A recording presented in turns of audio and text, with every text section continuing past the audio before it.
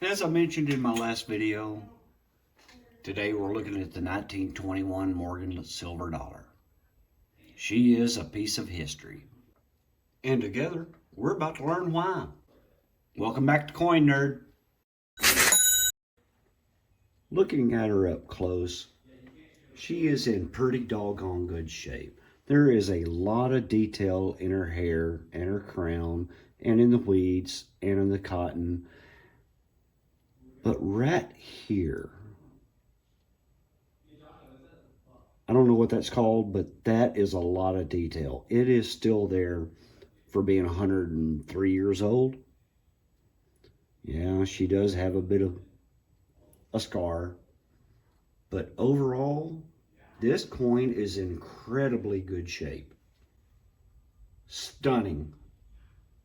A little bit dirty, but all of the details are there. This is one magnificent coin. As you can see, she's got a D mint mark.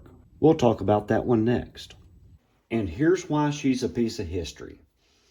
Not only was the 1921 Denver Mint the last year the Morgan silver dollars was struck, it is the only year that the Denver Mint produced a Morgan silver dollar. It is the only year in which you can obtain an example from each three mints, the Philly, the Denver, and San Francisco. Now, minus the Carson City and the New Orleans, which ended in 1893 and 1904, this Denver Mint had a micro D. Far fewer Mint State 21D dollars exist than do the Philadelphia. The Denver Mint is better struck than the Philadelphia or the San Francisco dollars of this date. There's your history lesson for today. Two more quick tidbits of history. These coins were struck from the famous Nevada silver discovery, the Comstock lode.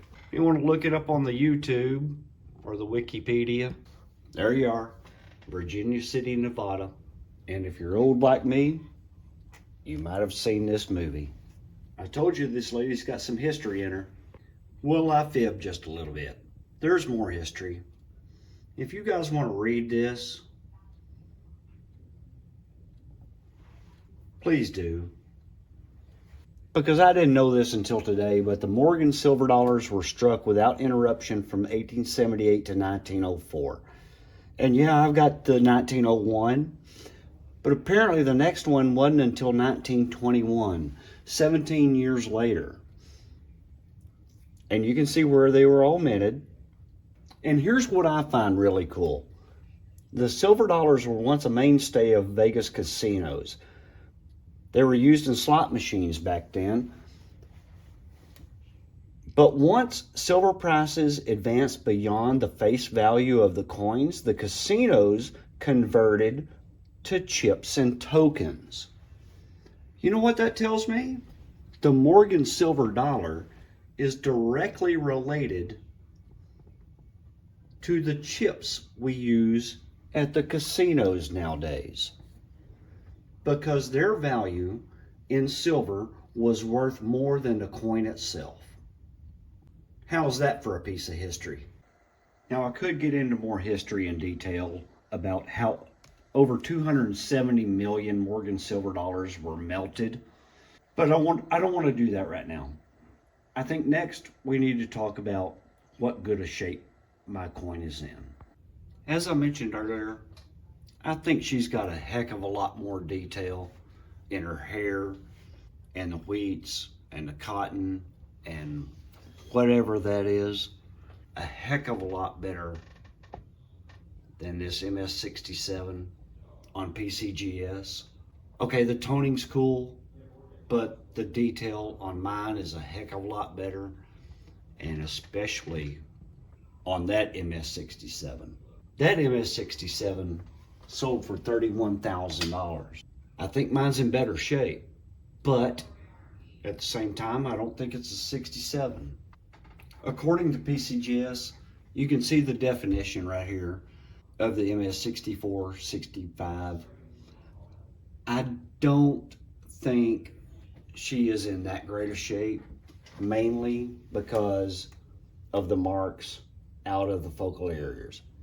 She does have that scar on her cheek. Here's a visual comparison of the 64 and 65, and I'm pretty sure my baby is about a 64 at a minimum. And if we want to talk values, the 21D, 63 to 64, maybe 65, 275 to 700 bucks. Am I going to sell her? Absolutely not. Am I going to put her in my collection? Put her into a fancy coin holder? Absolutely.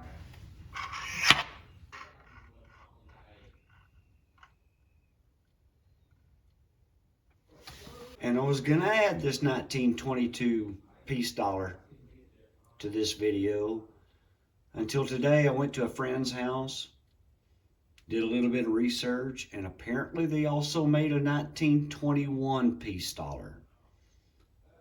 I got to do a little bit of more research on that. So expect a part 4. Thanks, Dev. Thanks for watching.